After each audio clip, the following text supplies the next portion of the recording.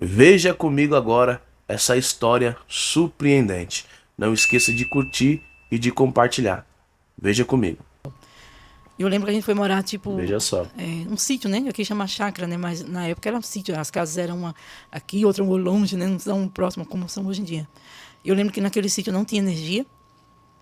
A casa era grande e a gente foi morar naquela casa. Eu lembro que quando a gente chegou naquela casa, tinha uma marca assim de candeeiro, vela, não sei, alguém acendia ali e estava queimado. Eu lembro dessa frase que eu falei para ela assim, eu não quero morar nessa casa feia, velha, queimada. Eu lembro disso até hoje. E ela olhou para mim e falou, a partir de hoje é aqui que a gente vai viver. E tudo, a minha luta espiritual começou tudo dentro daquela casa. Tudo que eu comecei a ver, que eu comecei a enfrentar. Eu creio que eu tinha de 5 a 6 anos de idade, eu creio. Eu sonhei uma vez uma mulher com as roupas assim, né, aquelas saia de ponta, preta e vermelha. Ela sempre sentava assim em cima de mim, né? Quando eu estava deitada, ela sentava assim na minha barriga. E eu tentava chamar minha mãe, só que naquela ocasião a minha mãe, quando a gente saiu da casa dessa patroa dela, a gente foi morar nessa casa, ela estava grávida, né? Ela estava já com a barriga já bem grande, e eu era pequena, então a minha mãe, ela saía e ela me deixava muito só dentro de casa. E aí eu dormia com fome, muitas vezes, e eu tinha esses sonhos, eu sonhava com coisas assim muito estranhas. E dali aí eu passei a ter relacionamento com aquelas criaturas que eu sonhava. Só que como eu era criança, eu não tinha para quem contar. E aquilo foi cada vez mais se agravando. História. Ali a minha irmã foi embora, ali a minha mãe começou a beber, ela chegava bêbada em casa, ela me batia, ela passou a me bater, algo que ela não fazia antes. Então dali começou tudo, né, ali naquela casa. Ela trabalhava numa casa, ela chegava todo dia, né, embriagada. E acho que como ela não estava dando conta do recado lá na casa da patroa, o que ela fez? Ela me colocou dentro dessa casa, em outro bairro lá em Maceió. No bairro do Farol também, né? Eu, sempre ali, a região do Farol, aqueles bairros ali. E ela me colocou na casa dessa mulher para mim trabalhar. E eu era criança. E aí que aconteceu? Nessa casa eu fui atropelada, que eu fui lá no Maceió na época chamava venda. Vai na venda, né? Vai na venda. E aí eu fui buscar algo lá para essa mulher que eu vi na casa dela. E eu fui atropelada. Eu lembro que ela foi uma vez no hospital me ver, minha mãe. Eu lembro, eu tava com isso aqui, sabe? Da cor dessa blusa que vem isso aqui, eu quebrei as pernas, fiquei engessada, as pernas e tudo, na casa dessa mulher. E foi a única vez que ela foi lá me visitar. E essa mulher, ela foi embora para Aracaju, ela e toda a família. Ela tinha 7 filhos, já tudo grande já. E ela foi embora para Aracaju. E em Aracaju, aí foi que o negócio ficou feio. Porque eu tinha que fazer todo o serviço da casa, eu era espancada, eu era abusada pelo esposo dessa mulher de novo, né? Então, ali foi que eu sofri mesmo. Minha mãe estava longe. Se eu perder, hoje em dia, quando eu estou em casa lavando roupa, que eu perco uma meia, alguma coisa, não dá, parece que lembra, assim. É, porque quando eu perdi alguma peça de roupa, ela me trancava dentro do banheiro, pegava os cabelos, como diz lá no Nordeste, com gosto de gás, ela me espancava dentro daquele banheiro. Só que quando chegava alguém, eu lembro que ela era costureira, o nome dela era. Quando chegava alguém, ela me chamava de minha filha, né, para mostrar para as pessoas que ela me tratava bem. Eu dormia num quartinho lá atrás, na casa dessa mulher lá em Aracaju, nem em Sergipe. Fica 4 horas de Maceió. Eu dormia num quartinho escuro, fedido. Eu era tipo escrava mesmo. Ela tinha 4 filhas, uma estudava medicina, uma era bailarina. Cada um vivia a sua vida. E eu fazia de tudo naquela casa. Às vezes eu ia dormir, eu lembro, eu ia dormir meia-noite, ia dormir tarde, fazendo todo o serviço daquela casa. E aí de mim, se eu não desse conta. E à noite, o esposo dela ainda ia lá atrás abusar de mim. Só que eu não contava pra ela, que eu dizia assim, eu moro aqui na casa desse. Ela já me bate do jeito que ela batia. Se eu falar isso, ela vai me matar. Então era algo que eu guardava só pra mim, né? E aí quando foi um dia, a minha mãe chegou lá para me buscar lá em Aracaju. Só que ela chegou bêbada, de novo. Ela chegou embriagada lá e ela falou, vim buscar minha filha. Naquela época, eu era cheia de piolho. Eu tinha sarna, eu lembro que coçava assim, sabe, entre os dedos assim. E eu tinha só, ela era costureira, e eu tinha só um vestido vermelho, era a única roupa que eu tinha. Hoje muito vermelho. E eu tinha sarna, eu tinha piolho, eu lembro que as pessoas chegavam perto de mim assim, sai pra lá, tá fedendo, as pessoas falavam isso de mim. E naquele dia, a minha mãe chegou. Nossa, pra mim foi, naquele dia aconteceram 2 coisas. Foi o dia mais feliz da minha vida, mas também foi o dia mais triste da minha vida. Eu vou te contar por quê.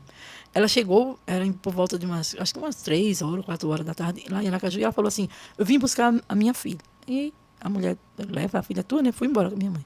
Só que quando chegou em Maceió, ela falou assim pra mim, já era noite, ela falou assim, eu lembro que ela comprou um lanche, ela comprou uma coca e um lanche que eu não lembro bem o que que era, e me deu e falou assim, sente aí, e que eu vou ali e volto já. Aquela noite foi a última noite que eu vi a minha mãe. Bem o tempo, mas eu vivi um bom tempo dentro do 2º Distrito Policial de Maceió. Eles me trancaram numa cela, porque todos os lugares eu fugia. Onde me colocasse, eu fugia. Então, eles me colocaram dentro da delegacia e trancava. Eu comi muito pão com mortadela naquela época. E ali, de novo, começou a ser abusada.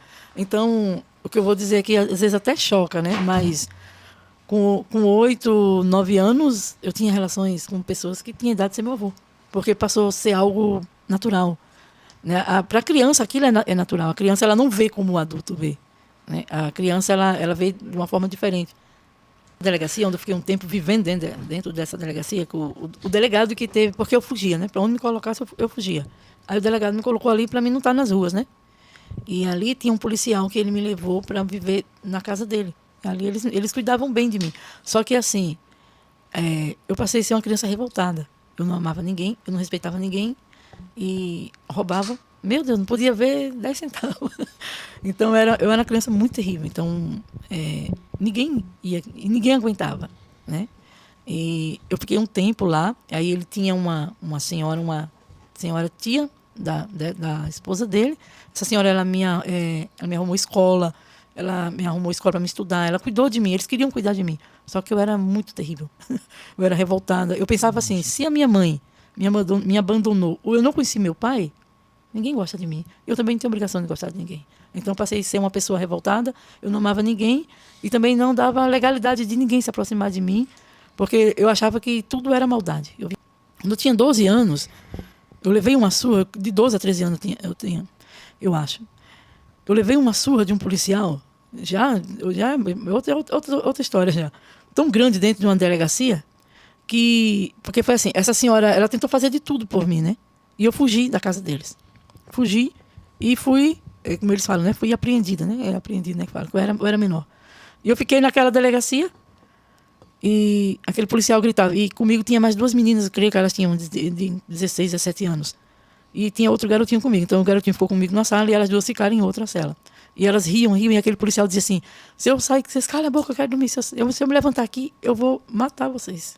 Só que eu e o garotinho estava quieto. Eu ainda estava vendo a atitude dele, né? Como eu já tinha sofrido bastante, então já, né? Eu vou ficar quieto para esse homem não vir. Mas não deu outra. Aquele homem, ele abriu a cela, ele veio com uma tora de pau, né, que chama. Aquele homem deu uma surra tão grande. Só eu apanhei naquela noite, você tem ideia. E quando eu tinha uns 17 para 18 anos, que já estava na bagunça, eu arrumei uma turma para matar ele. Eu queria matar ele. Eu via ele em fila de mercado, eu via ele na rua e eu dizia, eu vou matar ele.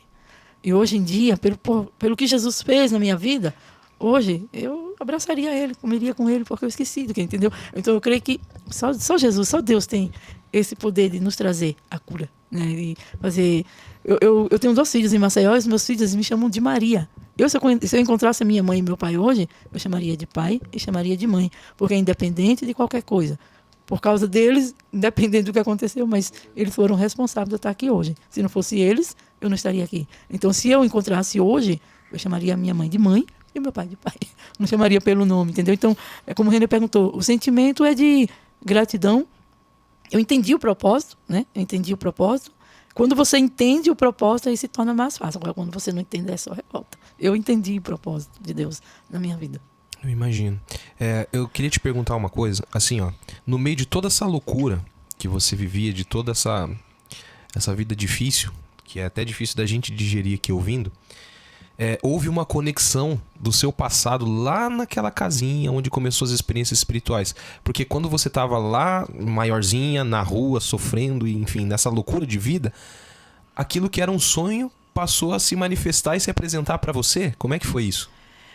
Isso aí já foi bem eu já era. Então, para terminar a parte lá da delegacia, nessa vez que eu levei a surra, essa senhora, que era parente desse policial, né, que tentaram me ajudar, eu fui para um orfanato. Eu fiquei 3 anos no orfanato, no sertão nordestino, lá em Alagoas. Eu fiquei 3 anos na cidade chamada Piaçabuçu. Fiquei naquele orfanato. E ali também aprendi de tudo. Ali já estava adolescente, né? Aprendi de tudo. Para você ter ideia, eram 311 meninas. E a gente passava muita fome naquele orfanato. Ele era da antiga FEBEM, né? Hoje é a Fundação Casa, na época era a FEBEM. Eu vivia ali. Então, quando eu saí, eu fui expulsa de lá, pra você ter ideia, fui expulsa do orfanato, de tão anjinho que eu era. E aí, quando eu voltei para Maceió, aí eu fiquei nas ruas, eu era adolescente, eu fui para as ruas. Então, eu ficava FEBEM em rua, na delegacia para menores, né, que eles falam. E depois, daí eu comecei a trabalhar em casa de família. E aí foi que eu comecei a frequentar alguns lugares, né, espirituais, amizade, né? E aí foi se agravando. E aí, quando eu estava assim, já com uns 14, 15 anos, eu era terrível. A minha situação estava terrível. E aí que como foi se agravando a parte espiritual, né? Porque eu fui crescendo e eu fui me tornando mais rebelde. Eu coloquei na cabeça que eu não tinha que obedecer a ninguém, eu não tinha que respeitar ninguém, e a vida era minha. Eu mandava e eu ia fazer as coisas que eu queria. Ninguém mandava em mim. Porque eu tinha isso na mente. Se minha mãe me abandonou, quem que gosta de mim, né? E a gente sabe que é espiritual isso aí, né? Quem colocava, enfatizava isso, né? Pensa assim, aqui, se ela te abandonou, o resto não gosta de você. E aí eu comecei a frequentar alguns lugares, né? Ia nos lugares que eu gostava de ir lá para ver, para conversar, né? Porque lá eu tinha mais intimidade. E dali que começou mesmo, me aprofundei no lado espiritual e foi se agravando, se agravava muito, se agravou muito a situação espiritual ao ponto de sentar, conversar, ver assim, entendeu? Isso, mas essa entidade se apresentou pra você e você automaticamente lembrou de quando você era criança? Lembrava. E você via essa entidade? Eu via, tipo assim, às vezes a gente saía de sábado à noite assim, e a entidade falava pra mim assim, não vai, porque vai acontecer um acidente, vai acontecer isso assim, assim com eles. Se tu for, vai acontecer contigo também. E eu dizia, olha, vocês, vai acontecer assim, assim, assim com vocês. E acontecia. E você via ao olho nu essa entidade? Não a olho nu. Eu vi uma vez quando a minha filha nasceu. Eu vi 2 vezes. Eu vi quando a minha filha nasceu, eu tive uma visão, a entidade sentou do meu lado e falou, por que você teve essa menina? Eu não mandei você ter filho. E foi a minha primeira filha. Eu dei um grito, porque quando eu engravidei, eu fiquei nas ruas. Eu trabalhava numa casa e eu fiquei na rua. E essa senhora que eu morei na casa dela, ela era mãe de santo, né, que fala. Ela cuidou de mim. E naquela casa eu vi. E outra vez eu vi quando eu me converti. Quando eu me converti, eu tive um sonho, uma visão, só que a entidade veio em forma feminina. E eu fiquei 3 dias mal, calafrio. E nessa semana que eu vi, eu trabalhava e eu já estava na igreja. Eu estava indo, mas eu ia assim, sem compromisso. Convidava. Aí eu bebia, enchia a cara, aí a pessoa ia lá buscar, eu não ia. Mas um dia eu estava indo para buscar os filhos da minha patroa na escola e me veio uma vontade muito grande de ir numa igreja. E eu fui. E ali eu me converti. E um dia, 2 semanas depois que eu me converti, é que a minha história ela é muito longa. Eu abri a Bíblia sem querer, dali que a minha vida mudou. Eu abri a Bíblia sem querer, eu achei Isaías 49:15, que diz que pode acaso uma mulher esquecer do filho. Então, naquele dia, a minha vida mudou. Porque... E foi naquela semana de guerra, né? Eu comecei a sentir uns calafrios, eu fiquei muito ruim. Foi uma sensação, era tipo assim, é como se estivesse perdendo, mas não aceitava perder, né? E Deus, Jesus me fez, o Espírito Santo me fez eu achar Isaías 49:15 na Bíblia. Fala, né, que pode acaso uma mulher esquecer do filho que cria, não sei o quê. Os irmãos conhecem bem esse versículo. E ali eu conheci a paternidade de Deus através daquele versículo. Eu era nova convertida. E até hoje eu fico pensando como que eu achei aquele versículo, né, Isaías 49:15, que é o meu texto áureo. Eu falo que é o texto áureo da minha vida. Ali eu conheci a paternidade de Deus. E ali eu vi que eu pensei assim, poxa, Deus me ama. Como assim Deus me ama? E aquilo... E eu me converti na Igreja Batista, né? Fiquei 1 ano, hoje estou na Assembleia, mas minha história começou na Igreja Batista, Batista tradicional. Só que naquela época eu enfrentava muitas guerras espirituais. Muitas. E eu estou 27 anos que eu estou na igreja, eu enfrento guerra até hoje. E esse foi mais um testemunho tremendo.